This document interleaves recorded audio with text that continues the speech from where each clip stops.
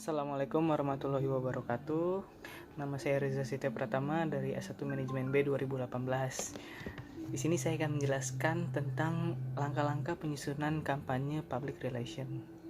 Oke, jadi dalam langkah penyusunan kampanye public relation dibagi lagi menjadi 3 fase, yaitu ada fase formatif, yang kedua ada fase strategi, dan yang ketiga ada fase taktik. Kita bahas dulu dari fase formatif. Fase formatif sendiri dibagi lagi menjadi 3 langkah, yaitu yang pertama ada analyzing the situation. Menganalisa situasi adalah langkah pertama yang dilakukan dalam mengelola reputasi perusahaan, yaitu dengan cara mencari informasi dari masyarakat sekitar atau khalayak. Mengenal dengan baik situasi yang terjadi di dalam dan di luar perusahaan. Situasi dapat bersifat positif maupun negatif. Jika perusahaan melihat situasi dari sisi positif, maka itu akan menjadi keuntungan atau peluang bagi perusahaan itu sendiri. Namun jika perusahaan melihat situasi dari sisi negatif, maka itu akan menjadi hambatan bagi perusahaan tersebut. Ini dikenal juga dengan obstacle into opportunities, yaitu merubah hambatan menjadi peluang, yaitu ketika ada hambatan yang terjadi dalam perusahaan tersebut, perusahaan harus bisa merubah hambatan tersebut menjadi peluang. Oke, selanjutnya di analyzing the situation ini ada juga learning from research. Jadi learning from research ini meneliti apa yang dipikirkan orang lain tentang situasi dan apa yang telah mereka lakukan. Dan di learning from research ini terbagi menjadi 2 bentuk, yaitu yang pertama ada meninjau literatur akademik dan profesional dan menganalisis studi dan artikel yang relevan. Dan yang kedua ada mengidentifikasi organisasi yang telah berhasil menavigasi perairan yang sama dengan tempat perusahaan kita berada. Di step pertama ini ada juga yang namanya issues management. Issues management ini adalah bagaimana kita merespon atau mengantisipasi isu-isu yang ada di khalayak.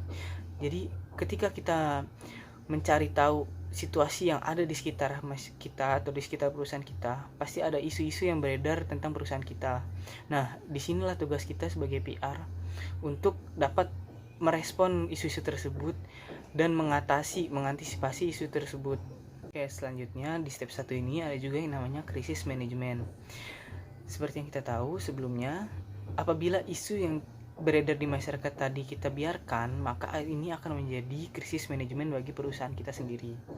Nah, ketika krisis manajemen ini sudah terjadi, maka kita sebagai PR harus bisa memberikan tanggapan, memberikan respon yang baik atas isu-isu negatif yang beredar tentang perusahaan kita, agar isu-isu tersebut bisa hilang atau bisa menjadi isu yang positif atau bisa menjadi hal yang berbalik dari yang negatif menjadi positif bagi perusahaan kita. Oke, selanjutnya ada public relation dan etika. Penelitian harus memperhatikan aspek etika, karena ketika kita sedang melakukan penelitian tentang situasi yang ada di sekitar kita, di sekitar perusahaan kita, maka kita harus juga memperhatikan aspek etika kita ketika kita sedang melakukan observasi kepada masyarakat atau khalayak. Karena apabila etika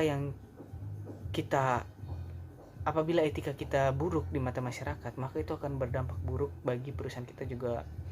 Maka dari itu kita harus menjaga aspek etika ini ketika kita sedang melakukan penelitian di masyarakat. Oke, berikutnya langkah kedua di fase formatif, yaitu analyzing the organization. Langkah kedua ini menganalisa kekuatan dan kelemahan yang dimiliki perusahaan yang biasa disebut dengan analisis SWOT. Nah, dalam menganalisa ini dipengaruhi oleh 3 aspek utama, yaitu lingkungan internal, yang kedua persepsi publik, yang ketiga ada lingkungan eksternal. Selanjutnya adalah step ketiga, yaitu analyzing the public. Dalam langkah ini dapat dilakukan dengan mengenal publik lebih dekat, baik publik internal yaitu karyawan, keluarga karyawan, manajemen atau investor, dan juga publik eksternal yaitu media, pemerintah, konsumen, masyarakat atau LSM. Oke, berikutnya kita masuk ke fase strategi. Fase strategi juga dibagi menjadi 3 langkah lagi, yaitu yang pertama ada langkah keempat, establishing goals and objective. Jadi pada langkah ini perusahaan fokus pada menetapkan tujuan perusahaan tersebut, dan tujuan ini harus jelas, spesifik, dan terukur dalam menentukan apa yang ingin dicapai oleh perusahaan. Oke, selanjutnya step kelima atau langkah kelima yaitu formulating action and response strategies.